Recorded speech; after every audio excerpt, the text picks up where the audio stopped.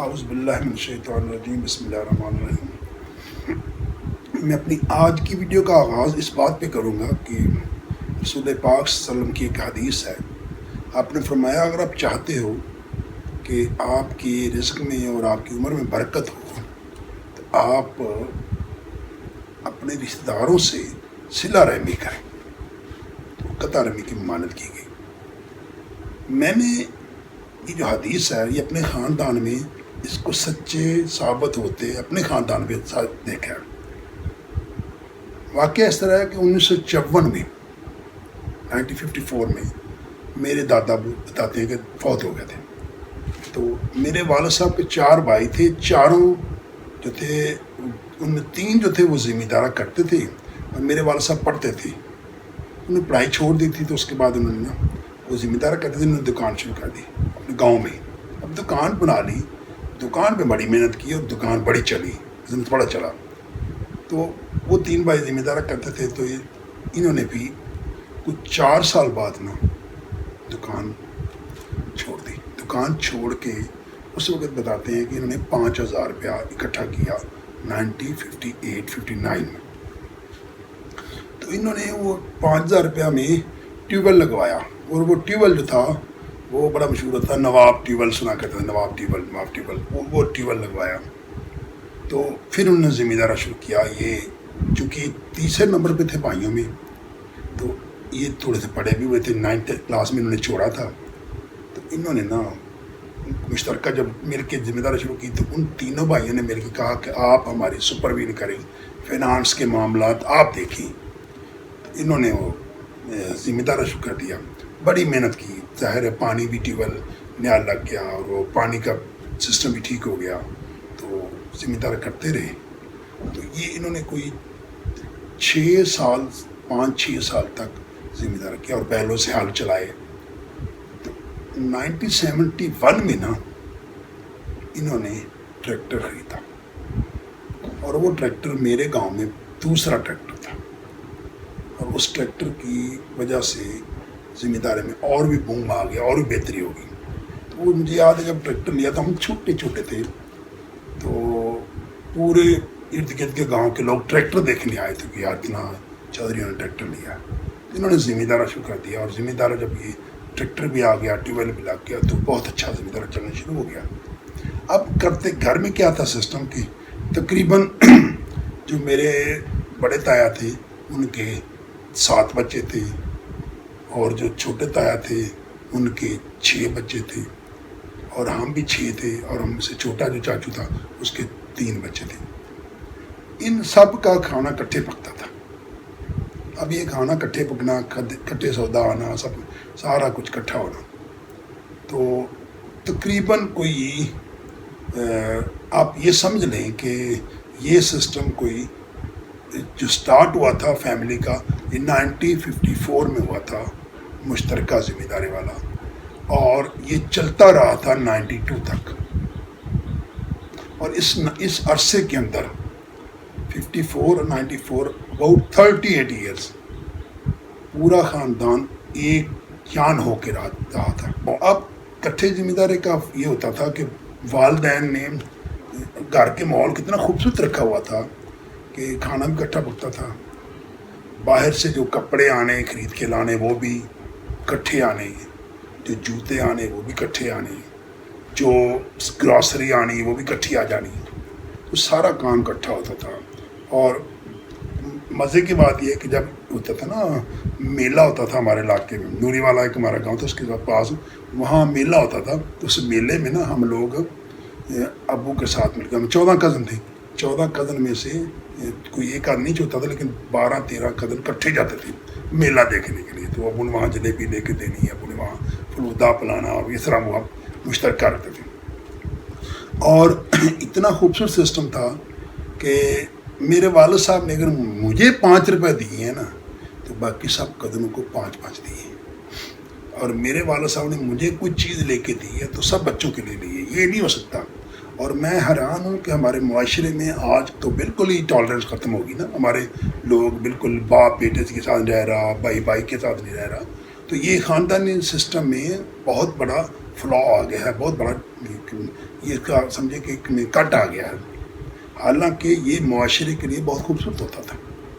اچھا، اب 1978 یا 79، اس سے پہلے بلکہ 75 میں نا ہمارے ہماری 6 لڑکیاں یعنی اور 5 لڑکے 1 لڑکا باہر سے 12 شادیاں اکٹھی ہوئی تھیں 1974 میں، 12 شادیاں اکٹھی، اور پورا ہفتہ ہمارے گھر میں شادی ہوتی رہی تھی۔ اور اس میں بڑا خوبصورت سسٹم رکھا تھا، میرے والد صاحب نے جتنے لڑکے تھے ان کی طرف سے جو زیور بنتا تھا وہ سب کو ایک جتنا بنوا کے دیا، مثلا 3 تولے فرض کو رکھا ہے تو 3 تولے سب کی طرف سے زیور تھا۔ لڑکیوں کے اگر جہیز بنانا تھا تو وہ ہر ایک کے لیے ایک قسم کی چیز تھی، اس نے بیڈ بنوایا ہے یا کوئی صوفہ بنوایا ہے یا کوئی کرسیاں بنوائی ہیں تو وہ سب ایک جیسی تھی۔ اور جب کھانے کا معاملہ تھا تو ولیمہ بھی ایک جیسا اور برات کا بھی ایک جیسا کھانا تھا۔ تو اس طرح یہ 12 شادیاں مکمل کٹھی، اور پورا ہفتہ ہمارے گھر میں شادیوں کا سسٹم چلتا رہا تھا۔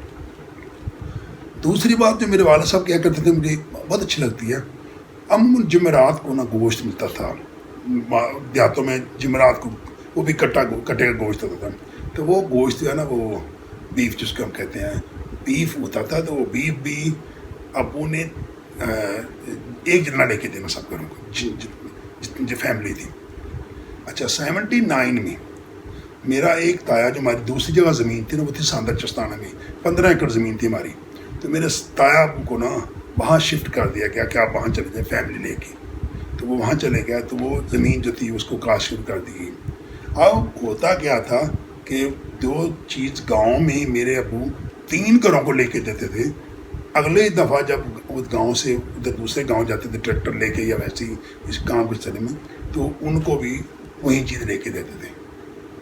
اچھا، وہ جو چیزیں لے کے اگر گراسری آتی تھی، فرض کرے چینی کا 1 من چینی آئی ہے یا 50 کلو چینی آئی ہے، تو سب گھروں کو فیملی وائز بانٹ کے دیتے تھے۔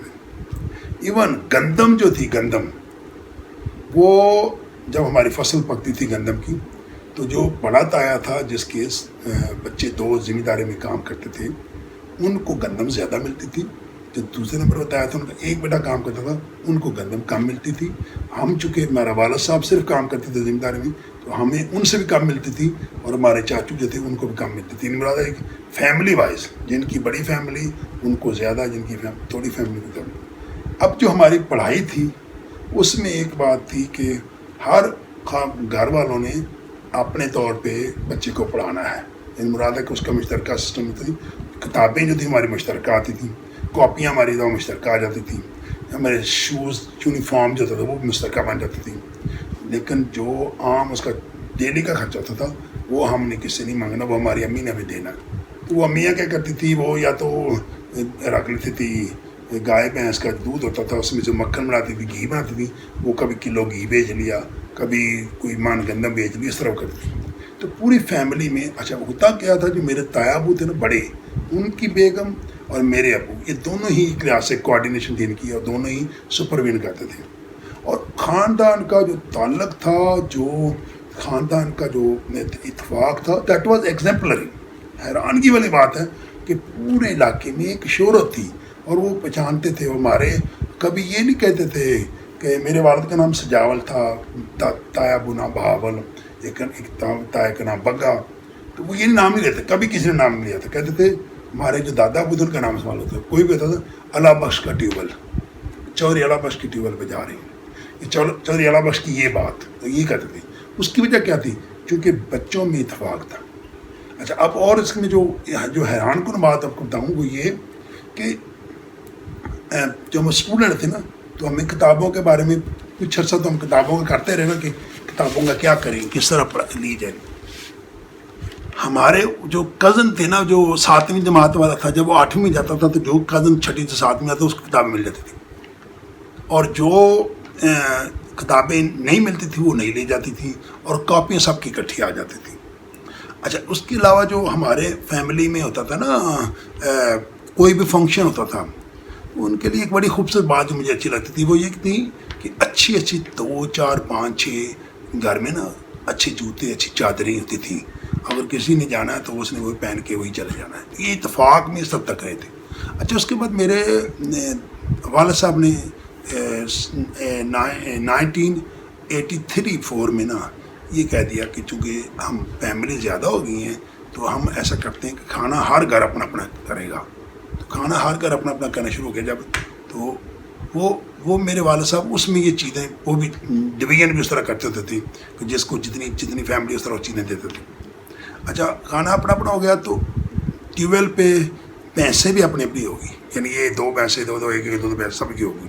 اب ان کو چارہ جو تھا وہ مشترکہ ہی ڈالا جاتا تھا، اور چارہ جو مشترکہ ہوتا تھا تو لیکن شام کو دودھ دونے کے لیے ہم نے دودھ دونا اور اپنے اپنے گھر میں لے جانا. یہ ہمارے یہاں سسٹم چلتا رہا پہلے.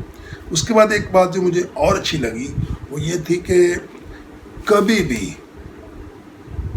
کیا جو ہماری امیاں تھیں، میری تائی اماں، میری چاچی، میری امی، ان کو ایک اجازت نہیں تھی کہ آپ نے کسی بھائی کے بارے میں بات نہیں کرنی. اور یہ واقعی یہ فیملی کو اگر آپ نے جوائنٹ رکھنا ہے تو فیمیل کے اوپر یہ پابندی لگا دیں کہ آپ نے کسی ہمارے بھائی کے بارے میں آپ نے میرے سے بات نہیں کرنی، کیونکہ جب یہ بات ہوتی تو وہاں کام خراب ہوتا ہے. اور یہ مجھے یاد ہے جب کبھی یہ میری امی نے کسی نے کوئی بات کرنی نا اس کو آگے ڈانٹ پڑ جاتی تھی. اور وہ صحیح کہتے تھے کہ اتفاق کو 38 ایئرس تک اکٹھے رکھنا یہ بہت بڑی بات تھی، اور یہ ایگزامپل تھا. ایک ہماری فیملی اور بھی ہے، وہ کھڈیاں میں رہتی ہے، نورپور کھڈیاں میں، ان کا بھی اتفاق کافی رہا، لیکن ہمارا ان سے پہلے اور ہمارا زیادہ اچھا اتفاق تھا. اور اس کی مثال پورے آل اوور دا ایریا دی جاتی تھی. اور بات ہوں مزے کی، اس اتفاق کی وجہ سے نا میری فیملی کے بارے میں یہ کہا جاتا تھا کہ ان کے پاس اتنی دولت ہے، کہ ان کے بینک بھی برداشت نہیں کر رہے. بینک بھی کہتے ہیں جناب یہ پیسے اٹھا لیں. حالانکہ ہمیں پتا تھا کہ جس طرح ذمہ دارہ چلتا تھا جس طرح.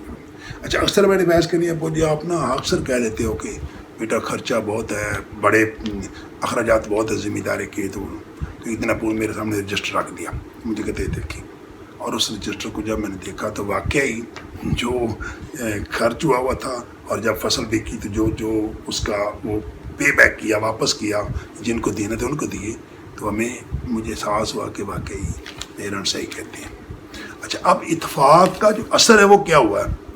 ایک تو ہمارے اپنے کزن میں بڑی کوآرڈینیشن تھی، چاچے تائیں کے بیٹے میں بہت پیار تھا آپس میں، ایک بات.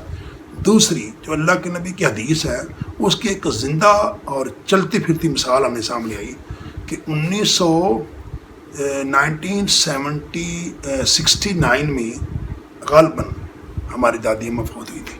69 میں 54 میں یہ چلا تھا ہمارا اتفاق 54 میں سٹارٹ ہوا تھا، اور 69 میں ہماری دادی اماں فوت ہوئی تھی. اور اس کے کچھ سال بعد میرے سے بڑی بہن فوت ہوئی تھی. ورنہ 38 ایئرز میں ہمارے خاندان میں کوئی ڈیتھ نہیں ہوئی تھی. حیران ہوں گے کہ کوئی ڈیتھ نہیں ہوئی تھی.